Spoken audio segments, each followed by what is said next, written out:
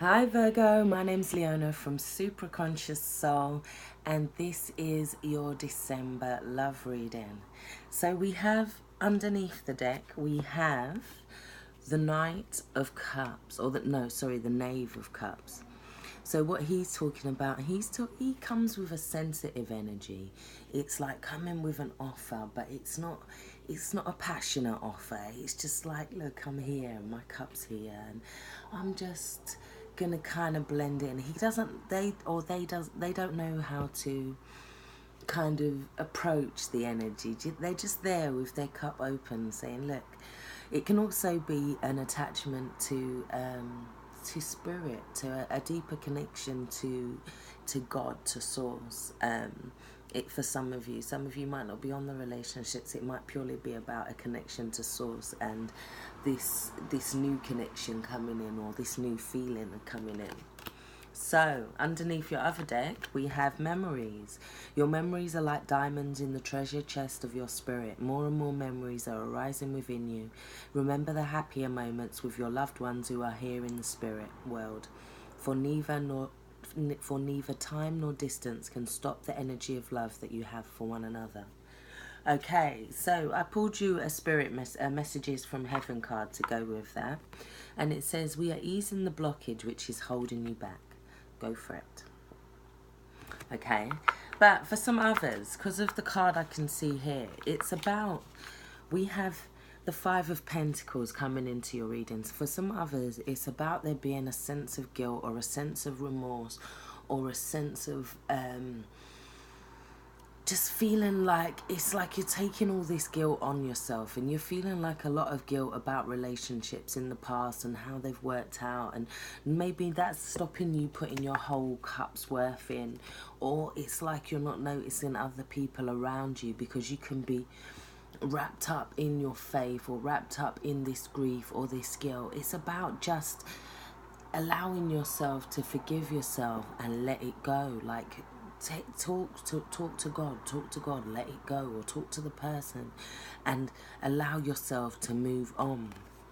Next card is the Two of Pentacles. Now this is talking about you feeling like you've got everything to do. You're feeling like you've got a lot on your plate, maybe too much on your plate for love even, or you're feeling like you're more connected to this energy of despair and feeling like you need to juggle everything, feeling like look, but what it is with this card, it's about having a sense of humor with this card. It's about allowing yourself to deal with one thing at a time, allowing yourself to deal with one situation or one thing at a time. And it says then you will see that a new situation will come in. Your ships are coming in a new situation, and there will be success in that new situation, because your next card as well is the Fool. And it's saying that, look, it's like it's coming in for you. It's like it's divinely guided, but you may not know, or you may not be able to see yet what it is. There is this darkness about it. You're not sure. You're like, should I, shouldn't I? It's about following that comet for once, and not feeling like you have to always be on this practical kind of juggling everything. It's about asking for help and support with that as well, because your energy card is support. And it says people come into your life for many different reasons. Some you learn from and then they move on, while others return, often because you need to learn more from these individuals. Others remain beside you throughout your entire life. And it's about a trusting of relationships for you, and not basing everything on this past guilt or this past blame on yourself that you seem to have taken on. It's about allowing yourself to have this new energy within relationships. And that could be for your family relationships and your friends too. This is not solely about love. Relationships are in all kind of forms and all things. So then we move on to the Wheel of Fortune. And it's saying that there's a sense that you need to accept destiny right now. You need to accept fate. And once you do that, it's like, it's about not questioning the whole universe as to why this has happened or what's going on. It's about allowing yourself to just accept fate and accept this new energy or this new relationship for some of you, or to allow certain things to happen within the relationship that are supposed to happen for those of you that are in solid relationships. So we then move on to the Knight of Cups, and the Knight of Cups is going for Orion. Orion is the hunter. It's like there's this energy where once you accept your destiny, once you accept your fate, you then go on this quest. You're going on this look for love, and I think then it opens up for you guys, because next to that we have the Three, which is the Empress, Venus. It's talking about you being tapped into this abundance, or you finding a relationship that feels like this abundance, or tapping into it once you allow yourself to release some guilt and become more in search of what you need emotionally, rather than filling your head up with the feelings of the guilt or the feelings of remorse or feelings of angst or feelings like, oh well, this is going against my faith, this is going against this is going against that. It's like, look, once you release that and realize that certain things are just fate, certain things are just karma, certain people are only supposed to have come into your life for a certain time or a certain reason, yeah, then you can tap into this abundance. And we see this star like saying, look, this is the way. So then we have Seek, and it says the power of spirit exists in all things. Everything is made of energy, and every single thing in your physical world contains a fragment of spirit, including you. We are all one with spirit, and always will be connected to another. So it is this feeling, there's this feeling, it could be unrequited love for some of you, and you're feeling like you may never get back with this person, or you may never, or you're feeling like you had that one relationship of your life and now you're feeling like you can't go on.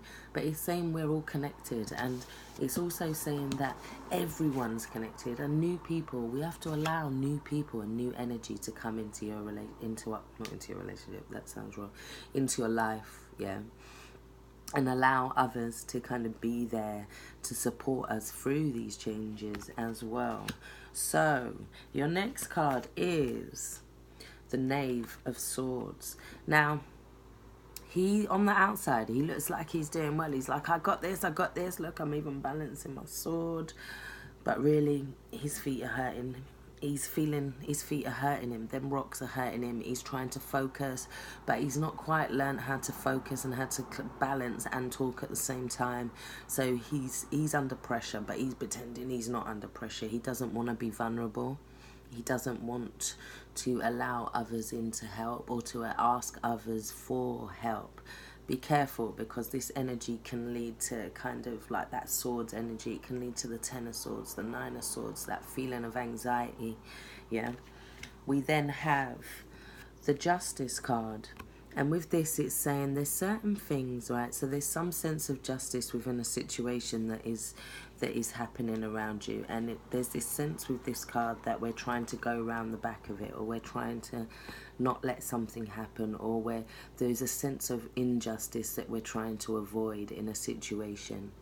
It's asking you not to avoid it. It's asking you to look at it clearly and to do steps towards it, because we have the Knight of Pentacles looking at it, and it's saying that this is a practical step. This is making practical steps towards fixing a situation. Perhaps if there was something that was a bit unjust, and you know it was unjust, it was in a relationship, and there is some guilt and remorse, remember to forgive yourself, yeah, and to make to do your prayers to God. But then it's about fixing and rectifying a situation. If you feel like there was something done wrong, you can find ways to rectify it. It's about not avoiding a situation here, and also at the same time allowing yourself to be a little bit vulnerable and to allow others to help you within a situation. So then we have your last card, which is vulnerability. This is confirmation that you're seeking to tread into the unknown and unfamiliar territory, where decisions are based more on intuition rather than rationality. Don't let fear hold you back, or allow a misguided sense that feeling vulnerable is somehow a negative condition. So yes, Virgo, let yourself Let yourself be vulnerable. Let your freak flag fly. Allow yourself to kind of tap into who you want to be, and allow this new journey to happen, however that happens. Even if that means for some of you within your relationships, things start to change and you allow yourself to become more vulnerable with each other. You allow each other to support each other a little bit more, perhaps. But it's making practical steps to whatever this injustice was as well, which will help fix. There's a lot of heavy karma stuff at the moment. Allow others to help you. Yeah. Take care. Hope this has helped. If you want a personal reading, don't forget to hit me up on the email below. Take care. Stay blessed. Bye-bye.